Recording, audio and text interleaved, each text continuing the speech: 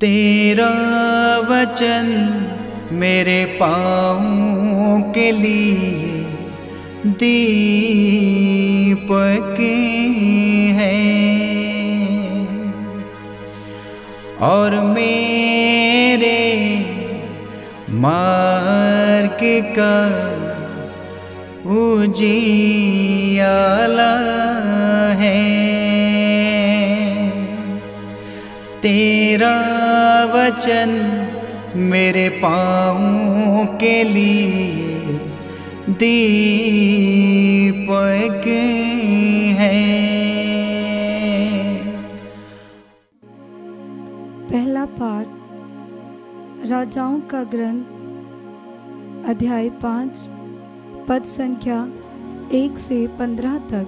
आराम के राजा के सेनाध्यक्ष नामन को अपने स्वामी का सम्मान तथा कृपा दृष्टि प्राप्त थी, क्योंकि प्रभु ने नामन द्वारा आरामियों को विजय दिलाई थी। वह महान योद्धा था, किंतु कोढ़ी था। आरामी छापामार किसी समय इस्राएल के देश से एक कन्या को उठाकर ले आए थे और वह नामन की पत्नी की दासी बन गई थी। उसने अपनी स्वामिनी से कहा, ओह, यदि मेरे स्वामी सामरिया में रहने वाले नबी से मिल जाते तो वह उन्हें कोढ़ से मुक्त कर देते। नामन ने अपने स्वामी को बताया कि इस्राएली कन्या ने क्या क्या कहा है। इस पर आराम का राजा बोला, तुम वहां जाओ, मैं तुम्हें इस्राएल के राजा के नाम एक पत्र दूंगा। नामन चल पड़ा और वह चांदी के 10 तोड़े, सोने की 6000 अशरफियाँ और 10 जोड़े कपड़े अपने साथ ले गया। उसने इस्राएल के राजा को वह पत्र दिया।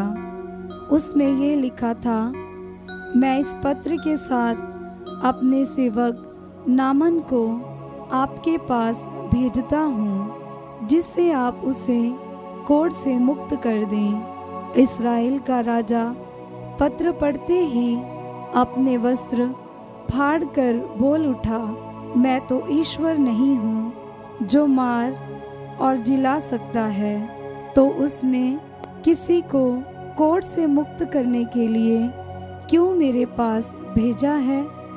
वह निश्चय ही मुझसे लड़ने का बहाना ढूंढ रहा है।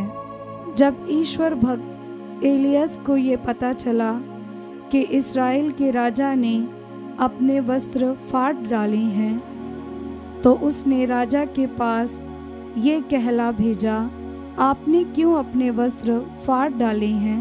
वह मेरे पास आए तो वह जान जाएगा कि इस्राएल में एक नबी विद्यमान है। इसलिए नामन अपने घोड़ों और रथों के साथ आकर एलियस के घर के द्वार पर खड़ा हो गया।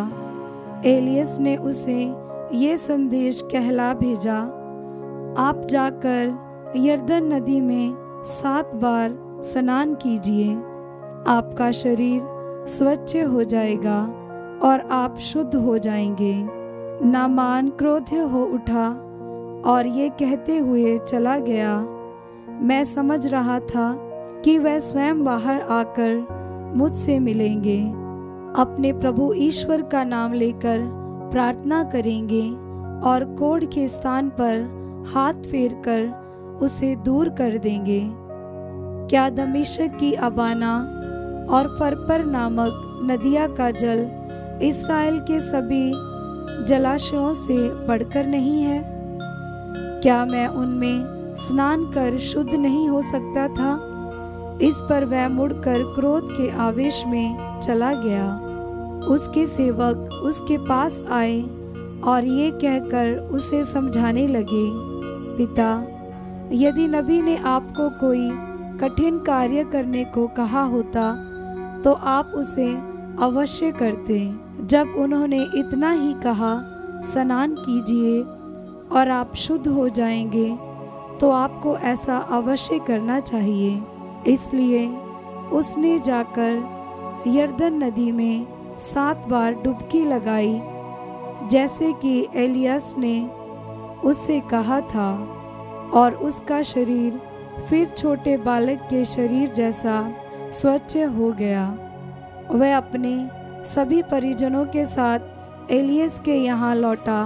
वह भीतर जाकर उसके सामने खड़ा हो गया और बोला, अब मैं जान गया हूँ कि इस्राएल को छोड़कर और कहीं पृथ्वी पर कोई देवता नहीं है।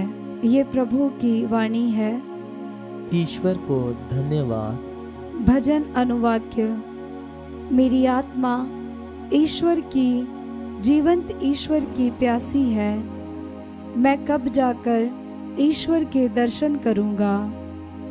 मेरी आत्मा ईश्वर की, जीवंत ईश्वर की प्यासी है। मैं कब जाकर ईश्वर के दर्शन करूंगा। हे मेरे ईश्वर, हिरणी जैसे जलधारा के लिए तरसती है, मेरी आत्मा वैसे ही तेरे लिए तरसती है। अनुवाक्य। मेरी आत्मा ईश्वर की, जीवंत ईश्वर की प्यासी है। मैं कब जाकर ईश्वर के दर्शन करूंगा। मेरी आत्मा ईश्वर की, जीवंत ईश्वर की प्यासी है। मैं कब जाकर ईश्वर के दर्शन करूंगा। अनुवाक्य। मेरी आत्मा ईश्वर की, जीवंत ईश्वर की प्यासी है। मैं कब जाकर ईश्वर के दर्शन करूंगा।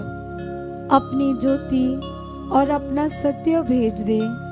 वह मुझे मार्ग दिखाएं और मुझे तेरे पवित्र पर्वत तक, तेरे निवास स्थान तक पहुंचा दें। अनुवाक्य।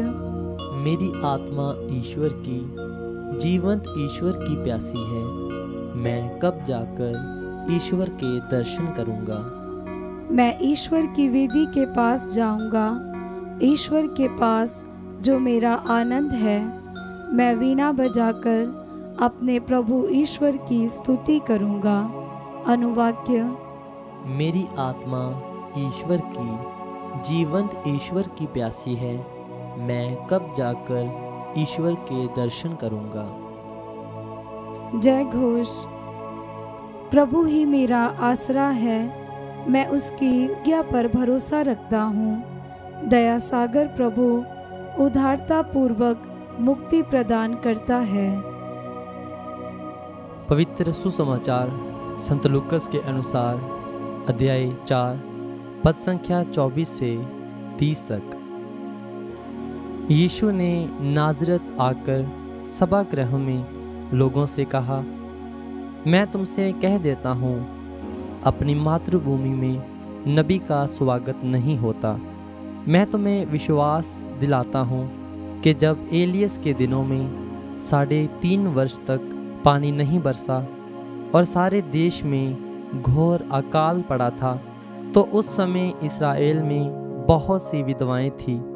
फिर भी एलियस उनमें से किसी के पास नहीं भेजा गया। वह सीदोन के सरेप्ता की एक विधवा के पास ही भेजा गया था।